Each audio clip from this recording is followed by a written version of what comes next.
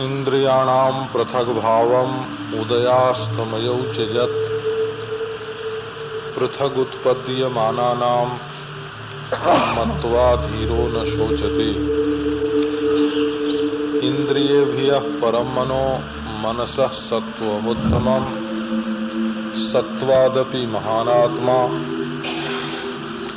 महतो व्यक्तमुत्तमम् अव्यक्तात् तु परः पुरुषो व्यापको लिंग एव च यं ज्ञात्वा मुच्यते जन्तुः अमृतत्वं च गच्छते। न सन्दृशे तिष्ठति रूपमस्य न चक्षुषा पश्यति कश्चनैनं हृदा मनीषा मनसाभिक्लृप्तो य एतद्विदुः अमृतास्ते भवन्ते।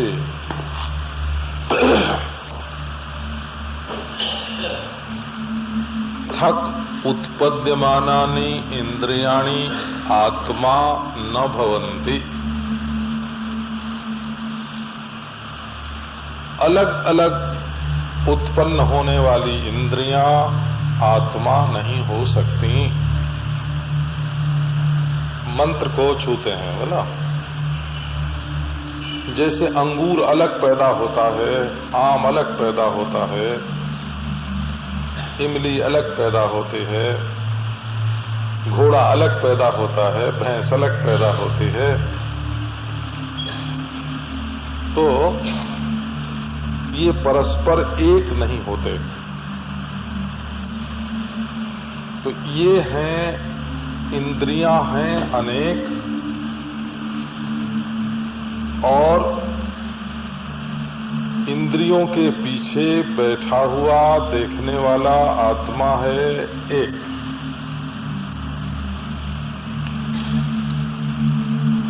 जैसे सामने शीशे के झरोखे लगे हों, एक में लाल शीशा, एक में पीला शीशा, एक में हरा शीशा, एक में काला शीशा, और उन शीशों के अनुसार बाहर की चीजों के रंग अलग अलग दिखाई पड़ते हों, लेकिन झरोखे के भीतर बैठ करके जो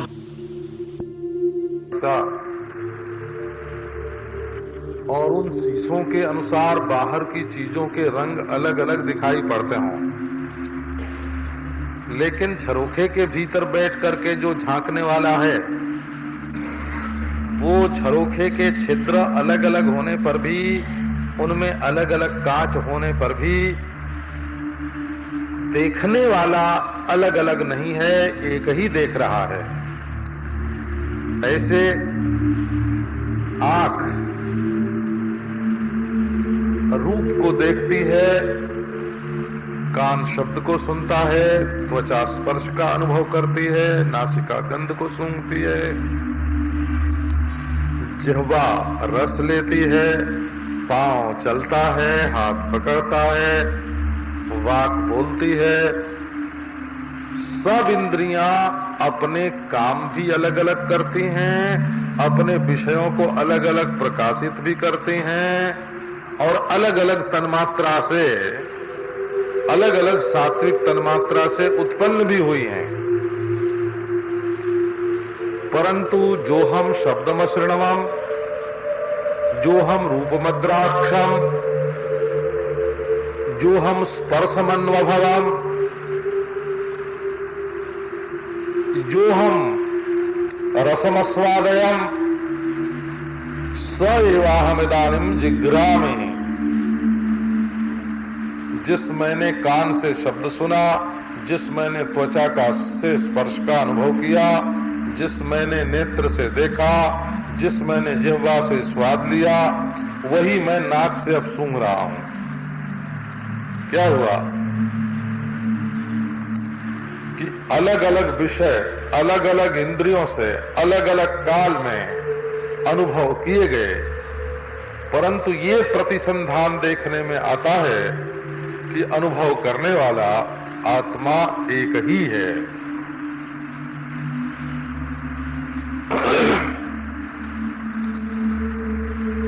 श्रोत्र में पीड़ा,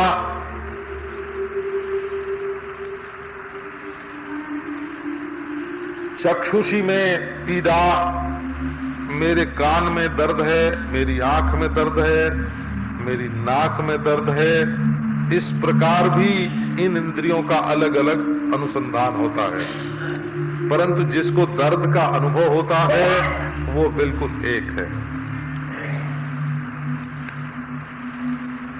तो इंद्रियों की उत्पत्ति का बीज कारण और इंद्रियों की के पृथक पृथक कार्य विषय और इंद्रियों की पृथक पृथक उपस्थिति।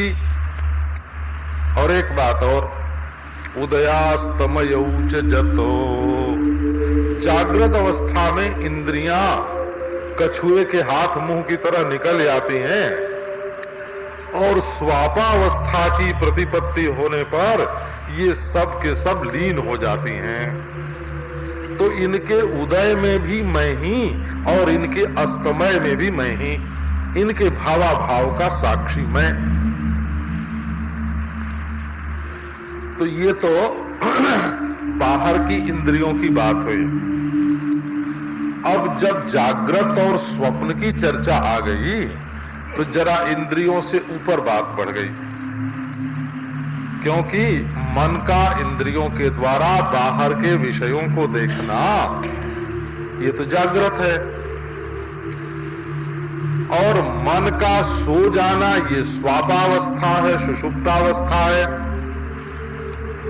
सुषुप्तावस्था के दो भेद हैं, एक शिथिल सुषुप्ति और एक गाढ़ सुषुप्ति। शिथिल सुषुप्ति स्वप्न है और गाढ़ सुषुप्ति जो है वो सुषुप्ति के पद से कही जाती है। तो मन भी जहां सो जाता है वहां आत्मा राम जागते रहते हैं, मनी राम जागते हैं, मनी राम सोते हैं, और आत्माराम जागते रहते हैं। तो अब ये सवाल हुआ कि मन के सोने से जितनी चीजें सो जाती हैं और मन के जागने से जितनी चीजें जागती हैं,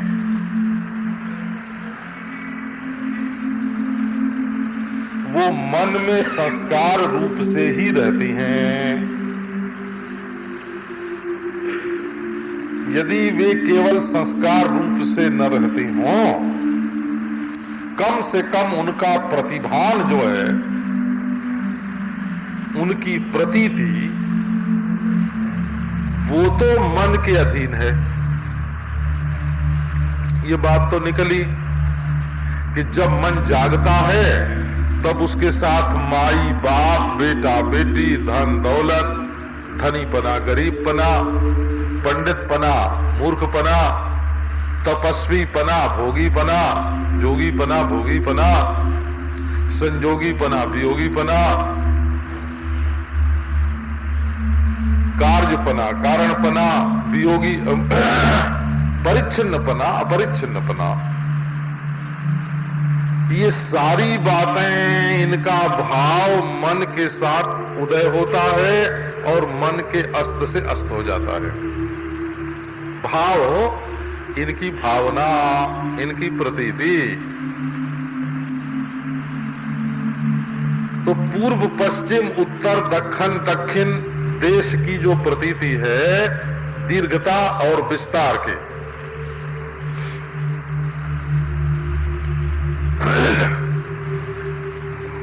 ये सब मन के सोने पर सोती है और मन के जागने पर जागती है।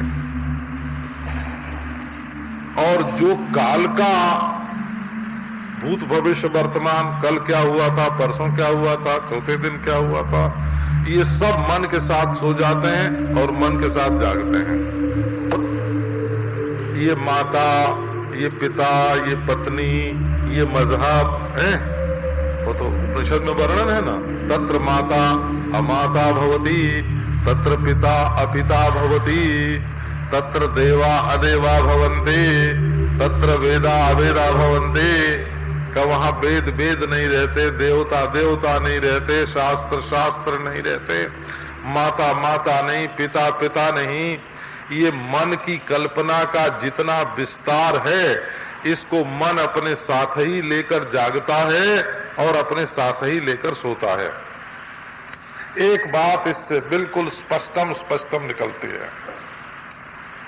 दुनिया में देश के कारण, काल के कारण, व्यक्ति के कारण, वस्तु के कारण, संबंध के कारण जितने दुख हैं वो सब मन के साथ पैदा होते हैं और मन के साथ लीन हो जाते हैं।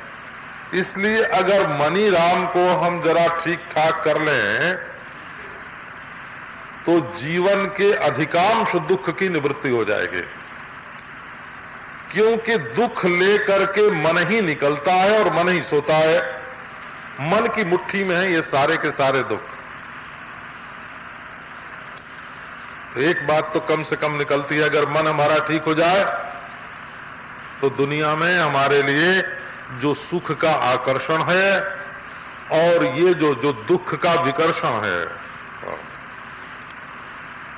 जो दुख हमें भगाता है और सुख खींचता है, ये जो हम खींचातानी में पड़े हुए हैं, संसार के व्यवहार में हमारी स्थिति क्या है? संसार के व्यवहार में हमारी स्थिति है मन के साथ मिल करके खींचातानी।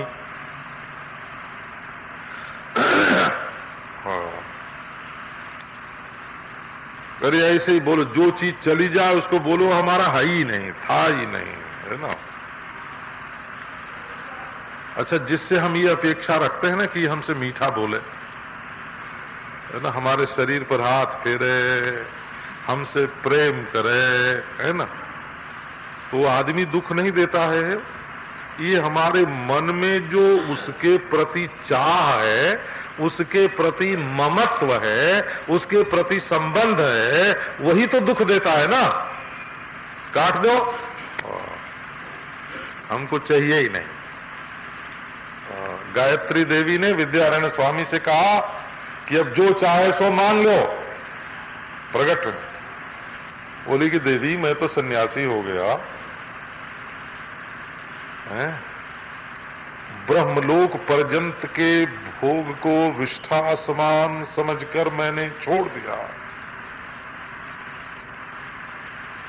मैं तो अपने स्वरूप ब्रह्म में स्थित हूं, मुझे तुम क्या दे सकती हो? दृश्य, अनात्मा, जिन विषयों का मैंने परित्याग कर दिया सो वही दे सकती हो ना। भगवती क्षमा करना, जो तुम दे सकती हो वो मुझे नहीं चाहिए, है ना, क्योंकि जो तुम दे सकती हो वो छीन भी सकती हो। और हमारा आत्मा ऐसा है जिसको न तुम दे सकती हो न छीन सकते हो। आप देखो, ये तो ही मनी राम की बात।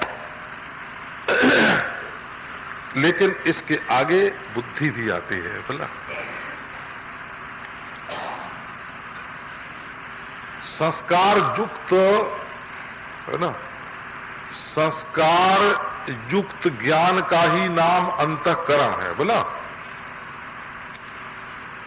और उसमें जो संस्कार के अधीन ज्ञान है उसको मन बोलते हैं, और जो संस्कार से स्वतंत्र विचार की शक्ति है, निर्णय की शक्ति है, उसको बुद्धि बोलते हैं। जो स्वतंत्र, जो संस्कार से अत्यंत प्रभावित न हो, मन तो वो होता है जो संस्कार से अत्यंत प्रभावित हो जाता है। हिंदू पने के संस्कार से मुसलमान को मारने गए और मुसलमान पने के संस्कार से हिंदू को मारने गए, परंतु एक सामान्य बुद्धि है मानवता की, उसने कहा कि अरे क्या हिंदू क्या मुसलमान, दोनों मनुष्य हैं। तो हिंदुत्व के प्रभाव से आक्रांत बुद्धि ने मुसलमान को मारने का निर्णय किया और मुसलमान पने के संस्कार से आक्रांत बुद्धि ने हिंदू को मारने का निर्णय किया है। लेकिन जो ज्ञान मुस्लिम पने के अभिमान से और हिंदू पने के अभिमान से अनाक्रांत है, वो किसी को मारने का निर्णय नहीं देगा। तो बुद्धि दो तरह की हुई, एक संस्कार पराधीन और एक संस्कार से स्वतंत्र।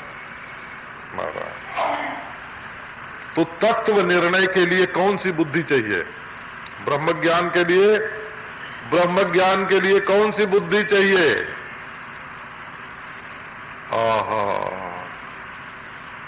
जिसमें भाई भतीजे पने का मंत्री कैसा चाहिए कि जो भाई भतीजे का पक्ष न करे, है ना, और अपने दुश्मन से बदला न ले, मंत्री ऐसा चाहिए। हमारी बुद्धि कैसी चाहिए? जो जिसके प्रति द्वेष का संस्कार है उसके प्रति हिंसा का निर्णय न करे, और जिसके प्रति राग का संस्कार है उसके पक्षपात का निर्णय न करे। तो ज्ञान आत्मा है, और संस्कार युक्त जो ज्ञान है, जैसे मिट्टी आत्मा है और अंगूर के संस्कार से युक्त अंगूर का बीज है वो भी मिट्टी। फूंक दो तो मिट्टी, जला दो तो मिट्टी। आम के बीज से संस्कार युक्त आम का बीज है।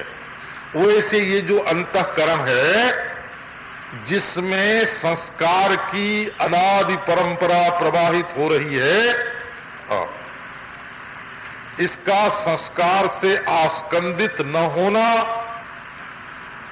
संस्कार होने पर भी संस्कार से अनाक्रांत जो ज्ञान है वो बुद्धि पदवाच्य है, और संस्कार से आक्रांत जो ज्ञान है वो मनः पदवाच्य है। और जो अनुद्भूत संस्कार से युक्त ज्ञान है वो चित्त पदवाच्य है, वहां संस्कार प्रकट नहीं हुआ। और जो संस्कार के अनुसार होने वाली क्रिया को मैं कर्ता मानने वाला है वो अहंकार पदवाच्य है। कौन का? ज्ञान। ज्ञान के चार नाम: अनुद्भूत संस्कार से युक्त चित्त, और उद्भूत संस्कार में संस्कार से अनाक्रांत बुद्धि, संस्कार से आक्रांत मन, और संस्कारानुसारिणी क्रिया का अभिमानी अहंकार। ये चार भेद हैं।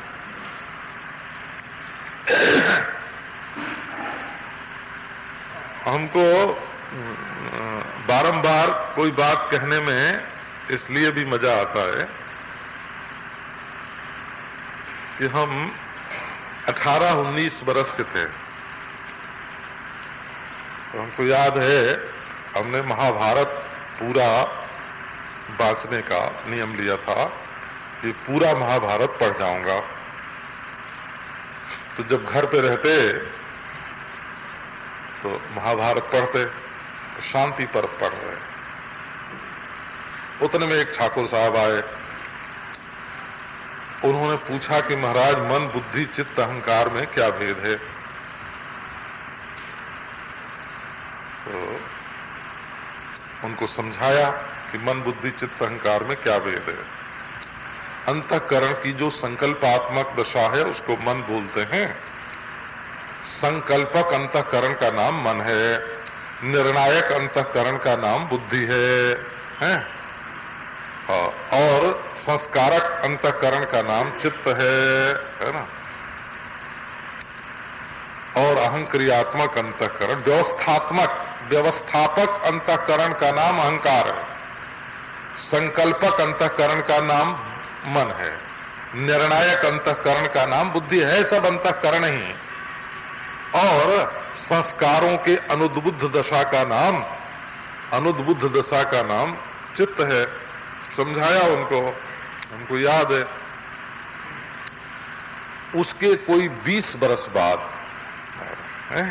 सन्यासी होने के बाद, जब काशी में गया तो वही ठाकुर साहब फिर आए और उन्होंने वही प्रश्न किया कि मन क्या है, बुद्धि क्या, अंतःकरण का। अंतःकरण में ये जो चार भेद हैं उनका क्या मतलब है, वही प्रश्न किया। तो उनको तो भूल गया था कि उन्होंने कभी पूछा था और मैंने बताया था। उनको स्मरण नहीं था, लेकिन हमको स्मरण था कि 20 बरस पहले इन्होंने यही प्रश्न किया था, है ना। तो जल्दी बात समझ में नहीं आती है। क्यों?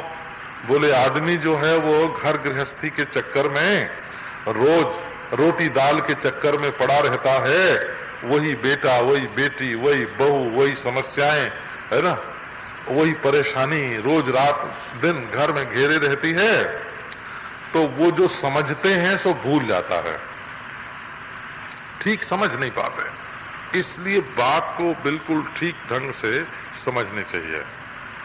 अच्छा, तो कहो कि भाई सुषुप्ति में मन भले देश की, काल की, वस्तु की, व्यक्ति की, संबंध की, सुख की, दुख की सब कल्पना छोड़ करके सो जाता है, लेकिन इससे ये तो सिद्ध नहीं हुआ कि ये सब है ही नहीं है। बोले हाँ, ये सिद्ध नहीं हुआ, मानते हैं नहीं सिद्ध हुआ। इतना सिद्ध हुआ कि जितना भेदक ग्रहण है वो मन की जागृत अवस्था में होता है, मन की सुषुप्ति दशा में नहीं होता। लेकिन मन की सुषुप्ति दशा को आत्मा देखता है। तो एक बात तो ये हुई कि जैसे विषयों का ज्ञान मन के अधीन है, वैसे आत्मा का ज्ञान मन के अधीन नहीं है। आत्मा तो मन को भी जानता है। एक दूसरी बात यह आई कि मन की अपेक्षा आत्मा बड़ी सूक्ष्म वस्तु है। जहां सुषुप्ति में मन सो जाता है, वहां सुषुप्ति को साक्षी देखता है। आपके जीवन में 3 अवस्था आती है कि नहीं? जागृत, स्वप्न, सुषुप्ति। बोले बाबा, जागृत और स्वप्न का तो हमको मालूम है, लेकिन सुषुप्ति का मालूम नहीं है। का क्या ऐसी नींद आपको कभी नहीं आती कि जिस समय कुछ न मालूम पड़ा हो? कि नहीं, ऐसी नींद तो आती है। तो किसको मालूम है? तो तुमको किसने तुमको बता दिया? तुम्हारे पड़ोसी ने तुमको ऐसा बताया कि ऐसी नींद आई थी जब तुम सपना नहीं देख रहे थे? कि जब तुम सपना नहीं देख रहे थे, ऐसी नींद तुमने खुद देखी है, पड़ोसी ने थोड़ी बताई है। तो वो सुषुप्ति भी साक्षी भाव से है। अब देखो, इसका अर्थ हुआ कि जागृत, स्वप्न और सुषुप्ति से आत्मा अलग है और उनका साक्षी है, चेतन है, ज्ञान स्वरूप है। भेद जितने हैं वे मन की जागृत स्वप्न अवस्था में दिखाई पड़ते हैं, सुषुप्ति दशा में नहीं दिखाई पड़ते। जितने भेद हैं उतने सब के सब मनसो यमनी भावे द्वैतम नैवोपलभ्यते। जब मन अमन हो जाता है तब द्वैत की प्राप्ति, द्वैत की उपलब्धि नहीं होती है। पुंसो युक्तस्य नानार्थो भ्रमः सगुण दोष भाग कर्मा कर्म विकर्मेति गुण दोष धियो भेदा।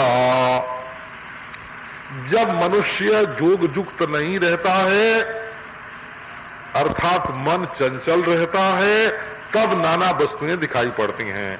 मन की चंचलता में नाना वस्तु हैं और उसमें का ये वस्तुएं सच्ची हैं, और फिर इनमें ये गुण है और इनमें ये दोष है। लो, गुण दोष हो गया, और गुण दोष हो गया तो राग द्वेष हो गया, और राग द्वेष हो गया तो मारपीट आ गई, लड़ाई झगड़ा आ गया, पक्षपात आ गया। तो ये बात देखने में आई। अब ये देखो कि देश के भेद, काल के भेद, वस्तु के भेद, व्यक्ति के भेद, संबंध के भेद, ये सब तो मन की जागृत दशा में ही होते हैं, सुषुप्ति दशा में नहीं। और आत्मा इनका साक्षी है। तो संपूर्ण भेदों के और भेदों के अभाव का साक्षी है आत्मा। तो ये कब बाधित कब होते हैं? ऐसे नहीं बाधित होते कि हम साक्षी हैं, हम दृष्टा हैं। ये बाधित तब होंगे जब तुम महावाक्य के द्वारा आत्मा को ब्रह्म जानोगे। ये साक्षी असल में देश की कल्पना का आश्रय हो, जैसे सर्प की कल्पना का आश्रय होने के कारण सर्प और सर्प की कल्पना एक ही अंतःकरण में है और वो तुम्हारे अंदर भान मात्र है। इसी प्रकार देश काल वस्तु की कल्पना एक ही मन, जिस मन में देश काल वस्तु की कल्पना है, उसी मन में देश काल वस्तु है और तुम हो उसके साक्षी। तो देशाश्रय मन और मन के आश्रय तुम, काल का आश्रय मन और मन के आश्रय तुम, और वस्तु के भेद के आश्रय तो मन और मन के आश्रय तुम, व्यक्ति और संबंध का आश्रय मन और मन के आश्रय तुम। अर्थात तुम्हारे मन में ही भ्रांति से जो वस्तु दिखती है उसका यही लक्षण है कि जिस अंतःकरण में भ्रांति होती है उसी अंतःकरण में वो वस्तु होती है। तो नारायण जिस आत्मा की दृष्टि में संपूर्ण विश्व करके विश्व प्रपंच का भावाभाव प्रतीत हो रहा है, वो आत्मा छोटा मोटा नहीं, वो साक्षात ब्रह्म है, अद्वितीय है। उसमें अंतःकरण न एक है न अनेक है, न उसमें मन है न मन के दृश्य है। मनोदृश्य मिदम द्वैतम जत किंचित सचराचरम। श्री रमण महर्षि बोलते हैं कि शब्दादि रूपम भुवनम समस्ताम। ये 14 भुवन, तीनों लोक, अनंत कोटि ब्रह्मांड, ये क्या है? बोले शब्द स्पर्श रूप रस गंधात्मक हैं। शब्दादि रूपम भुवनम समस्ताम। शब्दादि सत्येन्द्रिय वृत्ति भाष्या। लेकिन शब्द स्पर्शादि हैं, ये बात तो इंद्रियों की वृत्ति से मालूम पड़ती है। और सत्येन्द्रियाणाम मनसो वशेष्यात्, और इंद्रियां हैं ये बात मन में मालूम पड़ती है। मनोमयम तद भुवनम भणामहा। इसलिए हमारा कहना ये है कि ये जो प्रपंच दिखाई पड़ता है ये बिल्कुल मनोमय है। जिसको देश मालूम पड़ता है वो देश से बड़ा है, जिसको काल मालूम माने अनंत है, परिपूर्ण है, व्यापक है, और जिसको काल मालूम पड़ता है वो काल से बड़ा है, अर्थात अविनाशी है। जिसको वस्तु मालूम पड़ती है वो कार्य कारणात्मक वस्तु से बड़ी सत्ता है। नारायण। तो भूत भविष्य वर्तमानात्मक काल से बड़ा होने के कारण अविनाशी अनंत,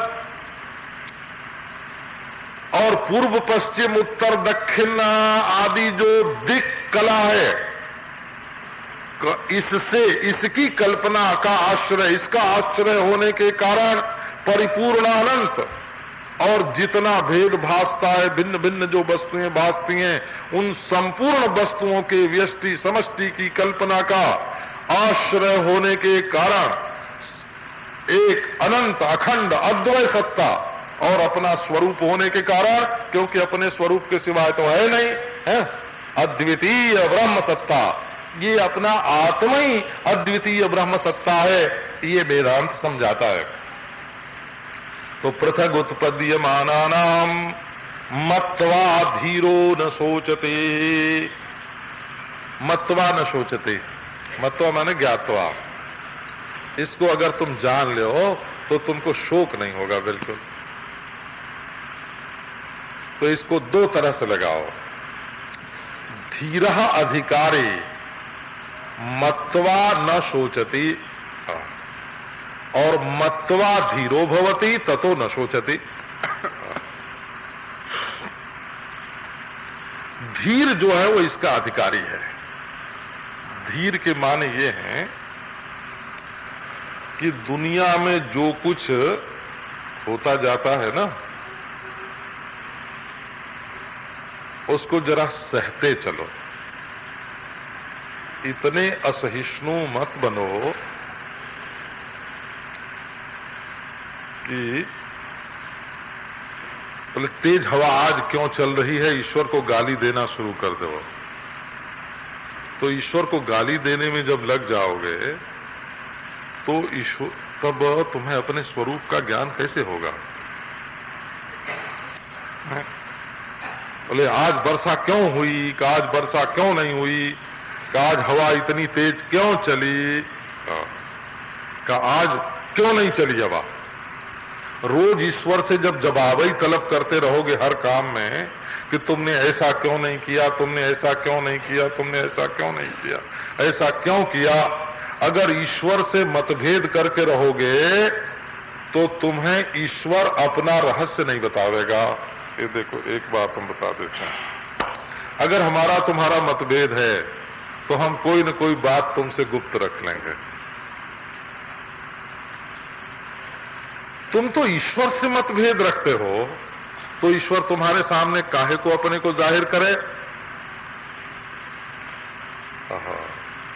ये ईश्वर से मतभेद रखना माने है ना, ईश्वर जो करे सदैव यदेव कुरुते तदैव मंगलाय। ईश्वर जो कर रहा है उसमें हमारा मंगल है, उसमें हमारा कल्याण है, उसमें हमारा मंगल है। कुटिया पर गाय आ गई कि बहुत बढ़िया दूध देगी, हैं? कोई चुरा ले गया, हैं? बोले गोबर उठाने से जी बचा, है ना, गोबर उठाने से जी बचा। तो सदैव यदेव कुरुते तदेव मंगलाय। मतलब इसका यह है कि बाह्य जो परिस्थितियां हैं, घटनाएं हैं, उनसे यदि तुम क्षण क्षण पर प्रभावित होते रहोगे और उन्हीं के स्वागत में माला पहनाने में लगे रहोगे या उन्हीं का विरोध करने में लगे रहोगे तो तुम्हें ईश्वर के बारे में सोचने का अवसर ही कब मिलेगा। श्री उड़िया बाबा जी महाराज कहते थे बर्दाश्त करना सबसे, मैंने पूछा था, स्वयं पूछा था कि ये सिद्धि क्या है महाराज, आपके बारे में लोग बताते हैं कि आपके अंदर बड़ी बड़ी सिद्धियां हैं, तो बोलते बर्दाश्त करना सिद्धि है, सहिष्णुता ही सिद्धि है ना। एक गाली दिया और 6 महीने की तपस्या गई, ये तपस्या ऐसी हल्की फुल्की चीज है ना। एक बार गुस्सा आया और 6 महीने के भजन से बना हुआ जो शरीर में रस है, मन का निर्माण करने वाला, जिससे मन में मिठास आती है, मधुरता आती है, आनंद आता है। एक बार क्रोध आया और क्रोध की, वो तो मन में ही तो क्रोध आता है ना, और क्रोध आ गए, क्रोध की आग में भजन का रस भस्म हो गया। नारायण। तो उन्होंने इसका उदाहरण देकर बताया कि देखो तुम भूख सहने की आदत डालो, उनके पास अन्न की सिद्धि थी, ऐसा लोगों में प्रसिद्ध था। तो वो बोले कि तुम किसी भी अनजान से अनजान गांव में चले जाओ और तुम्हारे अंदर भूख सहने की शक्ति हो, भूख, केवल भूख, पेड़ के नीचे बैठ जाओ, है ना, या मंदिर पर बैठ जाओ, लेकिन भूख सहो, मांगो मत, किसी से अन्न मत मांगो, रोटी मत मांगो। 1 दिन, 2 दिन, 3 दिन, 4 दिन, फिर देखना उसी गांव के लोग तुम्हारे लिए जिंदगी भर को भोजन का बंदोबस्त कर देंगे कि बाबा जी यहां रहो और तुमको रोटी मिलती जाएगी। और यदि तुम किसी के घर रोटी मांगने गए और दाल ठीक नहीं आई, साग ठीक नहीं आई और 4 गाली सुना दी, तो गांव वाले क्या कहेंगे? अरे बाबा जी बड़ा गुस्सा वाला है भाई, इससे जितना जल्दी पिंड छूटे उतना ही अच्छा, ये चला जाए यहां से। सहिष्णुता में सिद्धि है, बर्दाश्त करने में सिद्धि है, उफनने में, उबलने में सिद्धि नहीं है। ये जो तुम समझते हो कि हम लड़ाई करके अपना मत सिद्ध कर लेंगे, अपना स्वार्थ, जिसको बहस करके, वाद विवाद करके हम अपना प्रयोजन सिद्ध कर लेंगे, हमारा बड़ा भारी अनुभव है इसका। बोला जिसको मैंने वाद विवाद में हरा दिया, जब सनातन धर्म आर्य समाज के शास्त्रार्थ होते थे ना, तो हमको है ना ऐसा लगता है कि हम सनातन धर्म की सब बात ठीक ठीक समझते हैं, ऐसा हमको लगता है। माने सनातन धर्म की कौन सी बात किस अभिप्राय से कही गई है और किस युक्ति से कही गई है, और उसका हमारे मनोविज्ञान के साथ अथवा भौतिक विज्ञान के साथ या तत्व विज्ञान के साथ उसका क्या मेल है, हमको ऐसा लगता है कि हम बिल्कुल ठीक ठीक समझते हैं बोला। और तब भी लगता था, अब भी लगता है। हमारे 30 बरस 35 बरस के अनुभव में उसमें कोई अंतर पड़ा हो ऐसा नहीं लगता। तो जिसको हम हरा दे देते थे ना, तो उस समय तो हार के मान लेता, बोले हम तुम्हारे तर्क के सामने पराजित हो गए, युक्ति के सामने पराजित हो गए। लेकिन वो बाद में है ना, या तो ये कहता कि ये बड़ा अभिमानी है ना, अपने को बड़ा पंडित मानता है ना, निंदक हो जाता या दुश्मन हो जाता। बहस मुबाहिसे में हार के नीचा देख के हमारा कोई अनुयायी हो गया हो, ऐसा हमारे जीवन में कभी अनुभव में नहीं आया।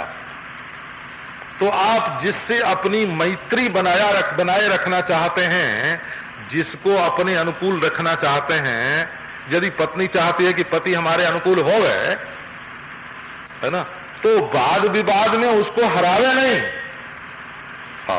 पति अगर चाहता हो कि पत्नी हमारे अनुकूल रहे, तो उसको बात बात में बेवकूफ सिद्ध न करे है ना, उसकी समझदारी का आदर करे है ना, आपस में मुस्कुरा के बोले, एक दूसरे के सद्भाव का आदर करे, तब न संगति चलेगी।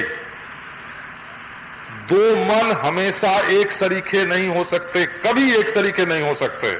यदि एक मन दूसरे मन की सह करके चलने को तैयार नहीं है, तो संसार के व्यवहार में कभी सफलता नहीं मिल सकती। बेटे की सहना पड़ेगा, पत्नी की सहना पड़ेगा, चेले की सहना पड़ेगा, गुरु की सहना पड़ेगा, बाप की सहना पड़ेगा। ये इसी को बोलते हैं धैर्य हो, सहिष्णुता। धीरो मत्वा धीरो न सोचती धत्ते इति धीरा। जो अपने मन को धारण करे, अपनी मुट्ठी में रखे, उसका नाम धीर है। धीर व्याकरण की रीति से धत्ते इति धीरा, रख प्रत्यय हो गया हो कर्ता में, कर्ता अर्थ में रख प्रत्यय हुआ तो धीर शब्द बना। धत्ते इति, जो पकड़ के रखे अपने मन को। ये नहीं कि मन में गाली आई, बोले भाई अब मन में आ गई तो अब दे के ही रहेंगे, हाँ ऐसे नहीं है ना। यदि बिल्कुल होठ फरफराने लगे और मन न माने, तो अकेले में जाके कमरा बंद करके और भीतर ही चुप चुप बुदबुदा के दे लो। उस आदमी को मालूम न पड़ने पाओगे कि तुमने गाली दी है, बोला। और रो लो, दुखी हो लो। लेकिन जिसको तुम अपनी मुस्कान नहीं दोगे, जिसको अपनी मिठास नहीं दोगे, जिसको अपनी अनुकूलता नहीं दोगे, उससे अनुकूलता पाने की आशा मत रखो। जिसको तुम सहोगे वो तुमको सह लेगा, बोला। तो धीर शब्द का अर्थ है कि तुम हो ब्रह्म, और तुम्हारे अंदर ये प्रपंच कैसा है, बोले रज्जू में अध्यस्त, सर्प की तरह, माला की तरह, डंडे की तरह, भूछिद्र की तरह, है ना। ये नारायण ये प्रपंच है। तो जैसे रस्सी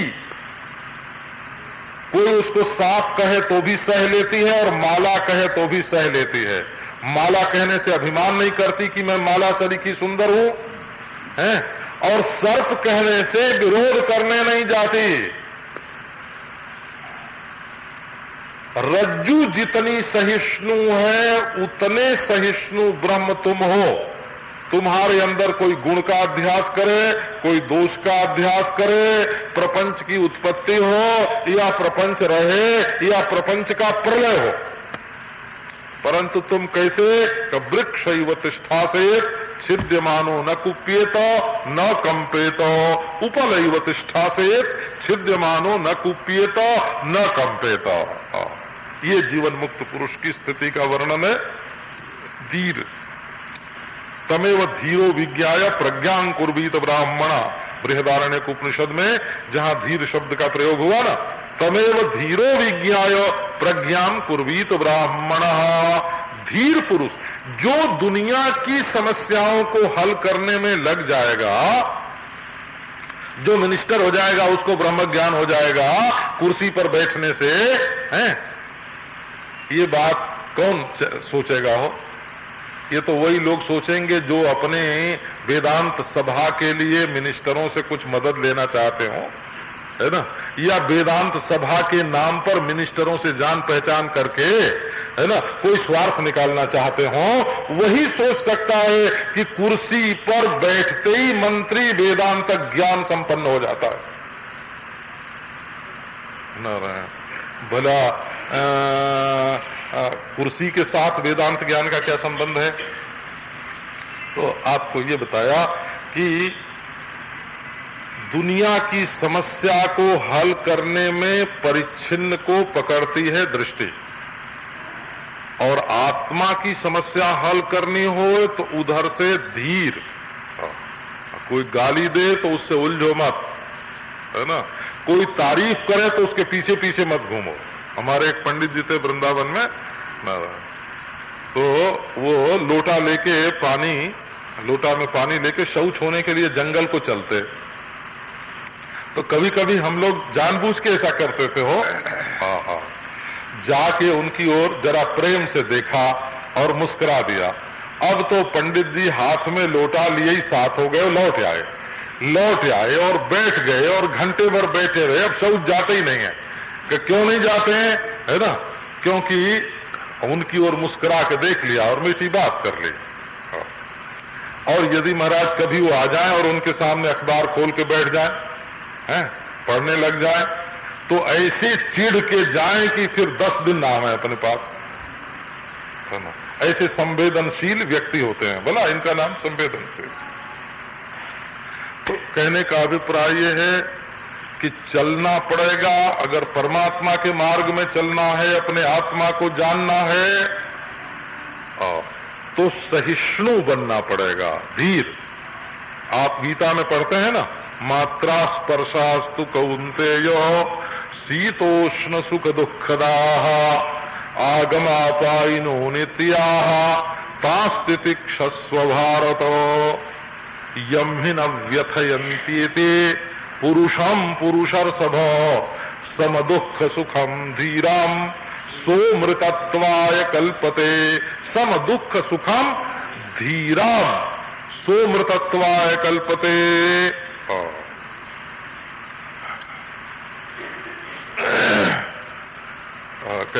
एक आदमी ने बुलाया था कि हमारे पास 10 बजे आना, हम तुमको 10,000 रुपया देंगे।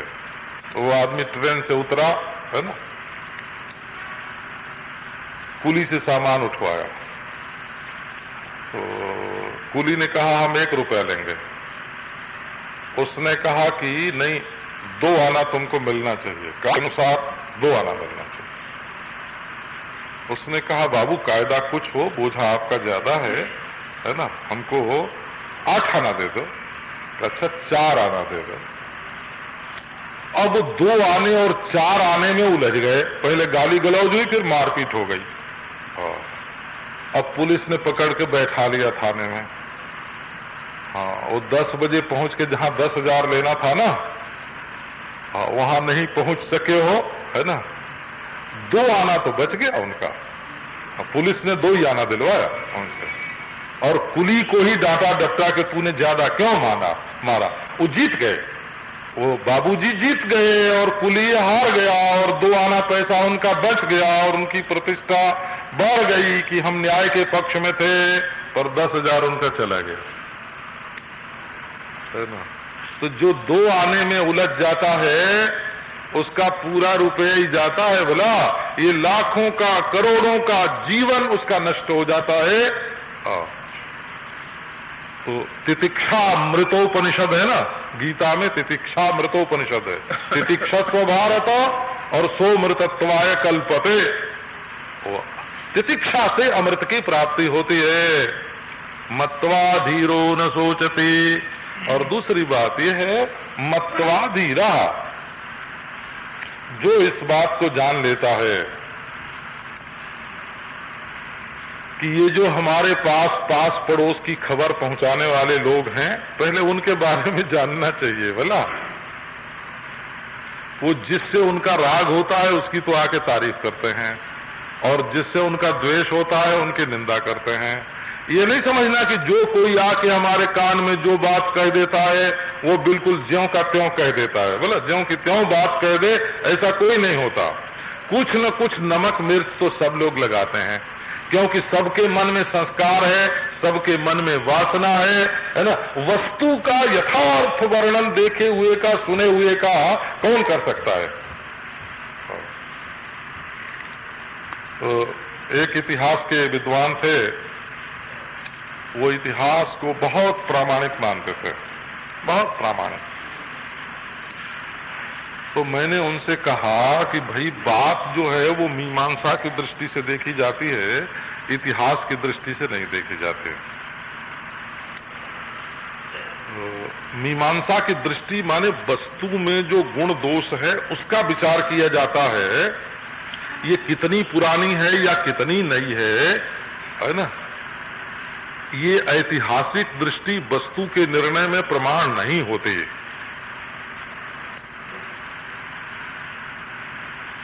तो और शास्त्र, पुराने शास्त्र में है ना, जहां गाय का वर्णन है वहां गाय का वर्णन है, और जहां घोड़े का वर्णन है वहां घोड़े का वर्णन है ना, और जहां भैंस का वर्णन है वहां भैंस का वर्णन है। तो वो भैंस की विद्या है, महिष विद्या है, अश्व विद्या है, गो विद्या है, वृषभ विद्या है। और जहां ब्रह्म का वर्णन है वहां ब्रह्म विद्या है। आज का बालक ब्रह्म का वर्णन कर रहा हो तो ब्रह्म विद्या का वर्णन कर रहा है, और 80 बरस का बुढ़ा अगर घोड़े का वर्णन कर रहा है तो अश्व विद्या का वर्णन कर रहा है। 5000 पुराने घोड़े का वर्णन हो रहा है तो घोड़े का वर्णन है। और आज परिपूर्ण ब्रह्म का वर्णन हो रहा है तो वो ब्रह्म का वर्णन है। वस्तु, किस वस्तु का वर्णन हो रहा है उसकी पकड़ होनी चाहिए। इसको मीमांसा बोलते हैं। मीमांसा ऐतिहासिक दृष्टि और मीमांसक दृष्टि में फर्क होता है ना। बोले एक ने कहा कि देखो ये तस्वीर 5000 बरस पुरानी बनी है। एक ने कहा कि ये तस्वीर आज बनी है। तो ये नहीं देखना कि 5000 बरस की आज, 5000 बरस पुरानी को बालक ने बनाई है, अनुभवी चित्रकार ने बनाई है कि कच्चे चित्रकार ने बनाई है? और आज के चित्र को कच्चे चित्रकार ने बनाया है कि पक्के चित्रकार ने बनाया है? कच्चे चित्रकार के हाथ का बनाया हुआ आज का भी नया और 5000 पुराना भी नया है ना। अपक्व, अपरिपक्व चित्र है, अपूर्ण चित्र है।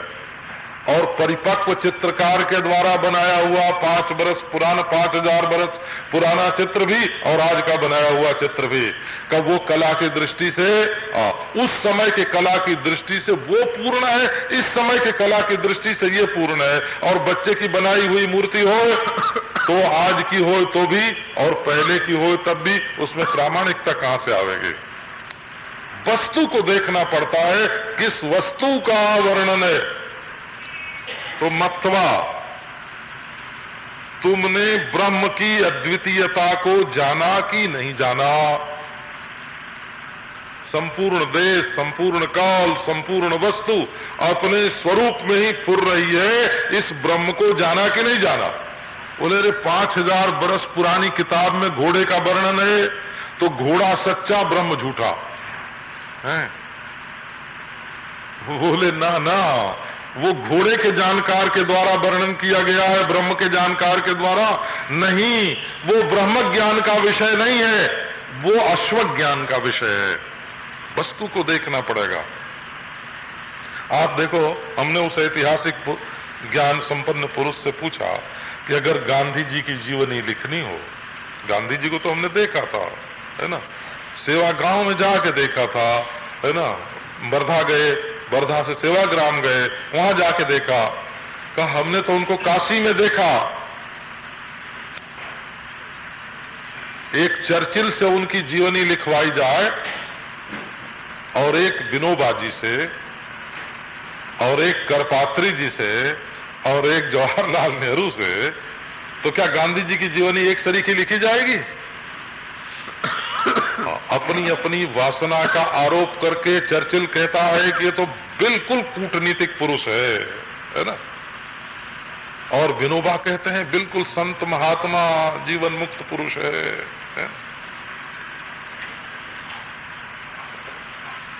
और करपात्री जी तो कहते हैं अधर्मी है, अधार्मिक है, अधार्मिक। हाँ। तो जब अपनी दृष्टि को हम शुद्ध नहीं कर सकते तो किसी वस्तु का शुद्ध वर्णन भी नहीं कर सकते।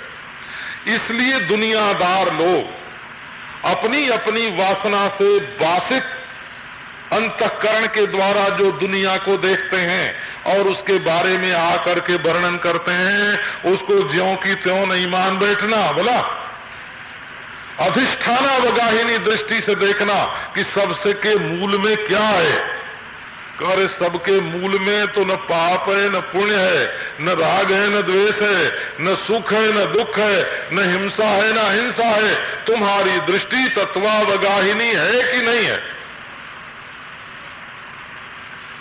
तुम्हारी दृष्टि चूडाला और उसके जार को देखती है कि आत्मा को ब्रह्म अनुभव करके दोनों को केवल प्रतीति मात्र देखती है। आप जोग वासिष्ठ पढ़ते होंगे, है ना? क्या नाम था उसके चूडाला के पति का, याद है? उनके सामने उसने माया फैलाई, है ना, वो जार के साथ हो गई, जार के साथ हो गई।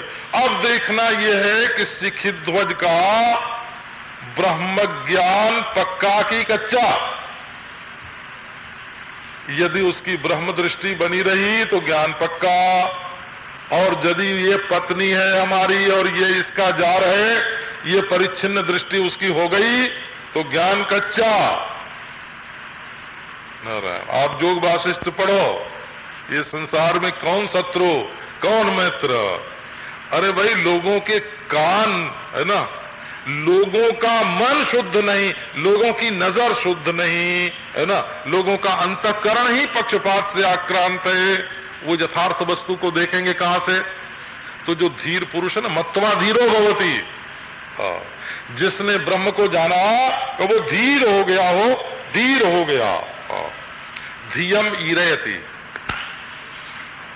वो धीर हो गया। धियो जो न प्रचोदयात्, धीर किसको कहते हैं?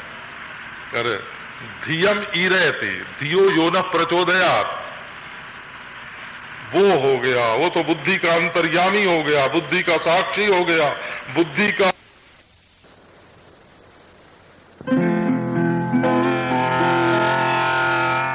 लोगों की नजर शुद्ध नहीं, है ना, लोगों का अंतःकरण ही पक्षपात से आक्रांत है। वो यथार्थ वस्तु को देखेंगे कहां से? तो जो धीर पुरुष है ना, मत्वा धीरो भवति, जिसने ब्रह्म को जाना तो वो धीर हो गया हो, धीर हो गया। धियम ईरयति, वो धीर हो गया। धियो जो न प्रचोदयात्, धीर किसको कहते हैं? अरे धियम ईरयति, धियो यो न प्रचोदयात्, वो हो गया, वो तो बुद्धि का अंतर्यामी हो गया, बुद्धि का साक्षी हो गया, बुद्धि का अधिष्ठान हो गया। न सोचती, उसके लिए हाय हाय ऐसा क्यों नहीं हुआ, हाय हाय ऐसा क्यों हो गया। कुछ होने के बाद रोते हैं और कुछ न होने से रोते हैं। रोने के दो ही तो कारण है ना। सोचती, शोक का क्या कारण है? कि ऐसा नहीं हुआ इसलिए रो रहे। वर्षा नहीं हुई इसके लिए माली रो रहा है, और वर्षा हो गई इसके लिए कुम्हार रो रहा। बचपन में हम लोगों ने जो किताब पढ़ी थी ना बचपन में, उसमें ऐसे लिखा था कि एक आदमी के दो लड़की थी, एक के है ना, वो दोनों लड़कियों का ब्याह, एक का ब्याह जिसके साथ हुआ वो माली का धंधा करता था, दूसरी का ब्याह जिसके साथ हुआ वो कुम्हार का धंधा करता था। माली बेचारा एक दिन वो आदमी जिसकी लड़की थी दोनों के घर मिलने गया, तो कुम्हार की एक के घर में जो ब्याही थी वो रोने लगी कि पिताजी है ना, बादल छा रहे हैं आसमान में, कहीं वर्षा हो गई तो हमारे बने बनाए सब बर्तन मिट्टी में मिल जाएंगे, सारा परिश्रम नष्ट हो जाएगा, ईश्वर से प्रार्थना करो कि वर्षा न होए। अब वो अपने माली वाले लड़की के घर में गया। लड़की ने कहा कि पिताजी पौधे सब लगाए गए हैं, आज अगर ये बादल थोड़े से बरस जाएं है ना, सब पौधे जी जाएंगे, नहीं तो हमारी जीविका ही चली जाएगी। अब वो जिसकी दोनों लड़की हैं वो कुम्हारिन के साथ है ना, कुम्हारिन के साथ रोवे कि मालिन के साथ रोवे, किसके साथ रोवे? तो जिसमें सारा प्रपंच अध्यस्त है वो है ना, इसमें हिंदू, मुसलमान, पारसी, सिख, जैन, ईसाई, यहूद सब के सीने में धड़कता एक सा है दिल मेरा। जन्म में भी वही, मृत्यु में भी वही, बचपन में भी वही, बुढ़ापा में भी वही, संजोग में भी वही, वियोग में भी वही, शोक किसके लिए, आने में भी वही, जाने में भी वही, प्रतीति में भी वही, अप्रतीति में भी वही, जागृत में भी वही, स्वप्न सुषुप्ति में भी वही। न शोचती, शोक किसके लिए, मत्वा धीरो हर्ष शोकौ जहाति। दूसरी श्रुति कहती है कि जिसने परमात्मा को जान लिया वो हर्ष और शोक दोनों से मुक्त हो गया। तत्र को मोहा का शोक कहा एकत्व अनुपश्यतः, जिसने एकत्व का साक्षात्कार किया उसके लिए शोक और मोह कहा। इसलिए आओ इस आत्मज्ञान के संबंध में, जिसकी प्राप्ति हो जाने पर शोक और मोह बिल्कुल नहीं होते, उस आत्मा को आओ ढूंढ निकाले। ढूंढने वाले का नाम ही साक्षी है और ढूंढने वाले का नाम ही ब्रह्म है, और ढूंढने वाला अपने आप को ही ढूंढ रहा है। आप है अमृत, आप अमृत घट, आप है पीवनहारी, आप है ढूंढे, आप ढूंढावे, आप है ढूंढनहारी।